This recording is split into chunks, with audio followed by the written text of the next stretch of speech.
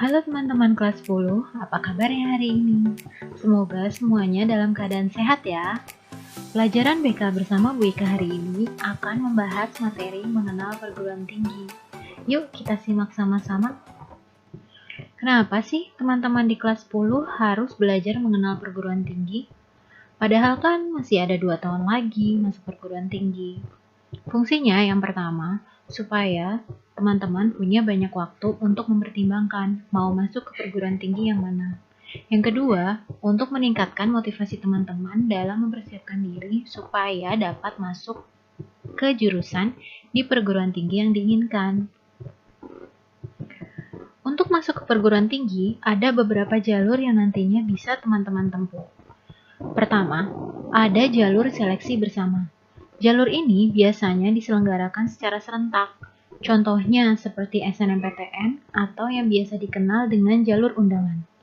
Ada juga SBMPTN yang menggunakan hasil UTBK. Ada SNMPTN yang merupakan jalur undangan untuk masuk ke Politeknik Negeri. Lalu ada SPMB dan UMB-PTS untuk masuk ke perguruan tinggi swasta. Jalur yang kedua adalah jalur khusus. Jalur ini menggunakan nilai rapot atau prestasi-prestasi lain non-akademik. Namun, jalur khusus ini tidak dimiliki semua perguruan tinggi. Contohnya, seperti UI yang memiliki jalur khusus bernama PPKB dan Talent Scouting. Undip memiliki jalur khusus bernama SBUB yang merupakan singkatan dari Seleksi Bibit Unggul Berprestasi.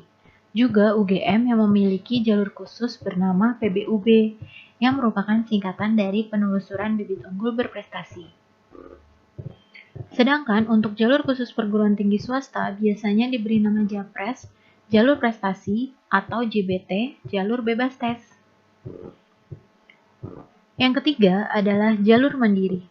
Jalur ini biasanya dimulai setelah jalur seleksi bersama dan jalur khusus selesai dilaksanakan. Beberapa jalur mandiri yang dimiliki oleh perguruan tinggi negeri antara lain adalah SIMAK, UI, UTUL atau ujian tulis UGM, SELMA atau seleksi masuk Brawijaya, SM atau seleksi mandiri ITB, dan UM atau ujian mandiri Undip.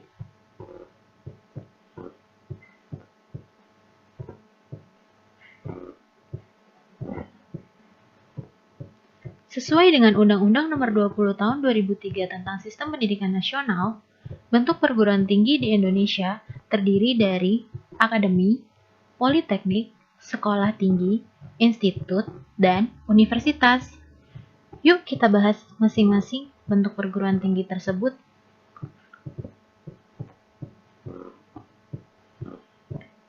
Yang pertama, akademi merupakan bentuk perguruan tinggi yang menyelenggarakan program pendidikan kejuruan. Biasa dikatakan bahwa akademi merupakan perguruan tinggi yang paling sempit wilayah bidang ilmunya.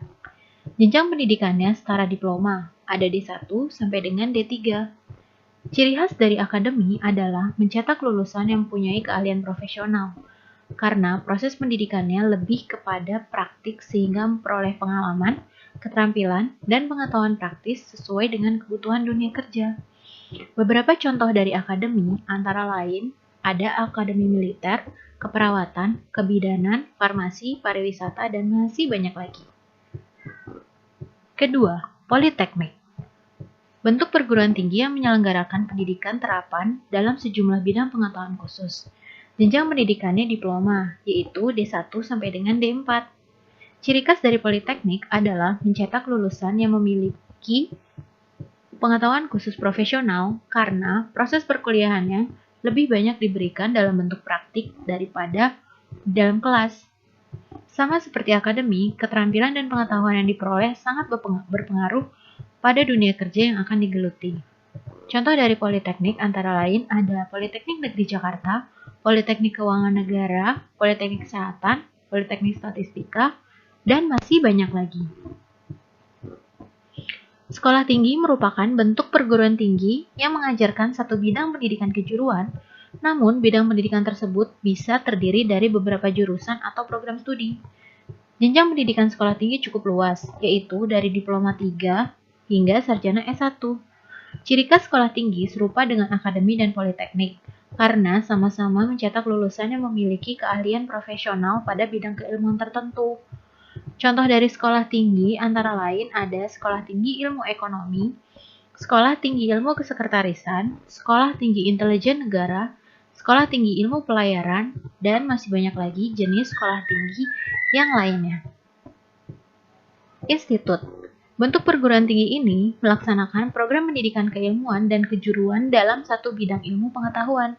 Bisa dalam bidang pendidikan, pertanian, seni, atau teknologi.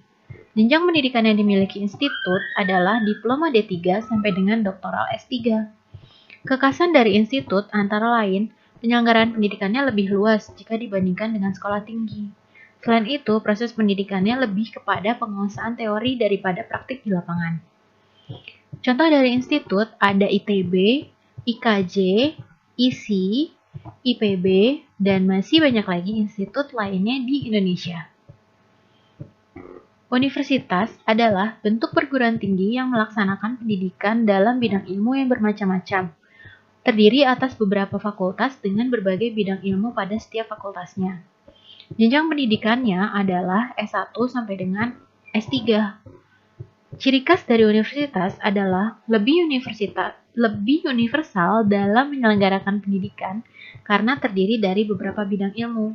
Sama seperti institut, universitas pun proses pendidikannya lebih menekankan pada penguasaan teori daripada praktik di lapangan. Contohnya ada UGM, Trisakti, Pajajaran, Atmajaya, Brawijaya, dan yang lainnya. Setelah mengenal bentuk perguruan tinggi, sekarang kita akan membahas status kepemilikan perguruan tinggi. Di Indonesia, status kepemilikan perguruan tinggi terdiri dari perguruan tinggi negeri, perguruan tinggi swasta, dan perguruan tinggi kedinasan. Yuk kita bahas satu-satu apa sih perbedaan ketiganya? Perguruan tinggi negeri merupakan perguruan tinggi yang dikelola dan dimiliki oleh pemerintah. Bisa berbentuk akademi, politeknik, sekolah tinggi, institut, maupun universitas. Contohnya, seperti logo ini ada ITB, Brawijaya, UGM, IPB, Erlangga, Samratulangi, PNJ, Poltekkes, ISI Jogja, ITS Surabaya, UI, dan masih banyak lagi perguruan tinggi negeri yang tersebar di seluruh Indonesia. Perguruan tinggi swasta merupakan perguruan tinggi yang dikelola dan dimiliki oleh pihak swasta. Sama seperti PTN, terdiri juga dari berbagai bentuk. Contohnya ada Unika Atmajaya, Trisakti, IKJ, UNAS, Akademi Farmasi, Parahyangan, Pancasila, Politeknik Astra, Politeknik Swadharma, Starki, Prasetya Mulia, dan juga masih banyak PTS yang lainnya. Perguruan tinggi kedinasan merupakan perguruan tinggi yang dimiliki atau dikelola oleh lembaga pemerintahan atau lembaga swasta.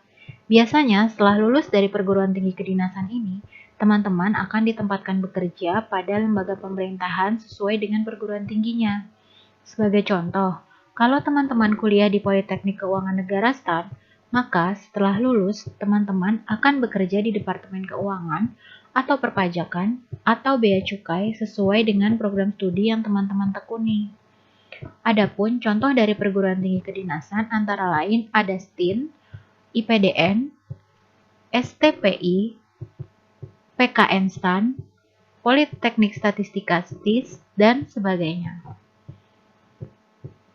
Sekarang kita akan membahas jenis program pendidikan yang ada di perguruan tinggi, antara lain program vokasi, program akademi, dan program profesi.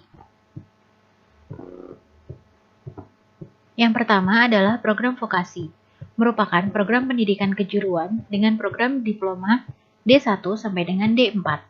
Masing-masing angka di belakang huruf D menandakan lamanya pendidikan yang akan ditempuh. Untuk program D1 dan D2 tidak memberikan gelar kesarjanaan setelah lulus. Sedangkan program D3 dan D4 memberikan gelar AMD atau Ahli Madya setelah lulus. Namun biasanya jarang sekali lulusan D3 atau D4 yang menggunakan gelar tersebut di belakang namanya. Beban studi yang harus ditempuh sejumlah 110 sampai dengan 120 SKS. SKS merupakan sistem kredit semester yang artinya satuan beban studi mata kuliah yang diambil. 1 SKS setara dengan 50 menit pelajaran tatap muka. Kedua adalah program akademik, Terdiri dari program S1 yang umumnya memiliki lama pendidikan 4 tahun dengan beban studi yang harus ditempuh sebanyak 144 SKS. Setelah lulus dari program S1 akan diberikan gelar sarjana. Ada program S2 yang pada umumnya ditempuh dalam kurun waktu 2 tahun dengan beban studi 50 SKS, dan gelar yang diberikan setelah lulus adalah master. Terakhir adalah program S3 dengan lama pendidikan berkisar antara 1 sampai 2 tahun, dengan menempuh beban studi sebanyak 40 SKS. Setelah lulus program S3 akan menyandang gelar doktor. Jika ingin menjadi profesor, harus menyelesaikan studi sampai dengan S3, lalu membuat beberapa penelitian yang akan diujikan oleh beberapa guru besar. Yang ketiga adalah program profesi. Kalau program profesi ini baru bisa ditempuh setelah menyelesaikan program pendidikan sarjana. Fungsinya adalah untuk mendapatkan pekerjaan yang memiliki persyaratan keahlian khusus seperti akuntan, apoteker, dan sebagainya. Biasanya program profesi ditempuh dalam kisaran bulan, seperti akuntan, advokat, apoteker, keperawatan. Sedangkan program profesi lainnya harus ditempuh melalui perkuliahan yang setara dengan S2, yaitu untuk profesi dokter dan psikolog. Demikianlah materi mengenal perguruan tinggi yang telah kita bahas bersama. Semua materi ini diambil dari buku paket BK terbitan ESIS. Semoga bermanfaat ya teman-teman. Sampai jumpa lagi di materi-materi BK selanjutnya.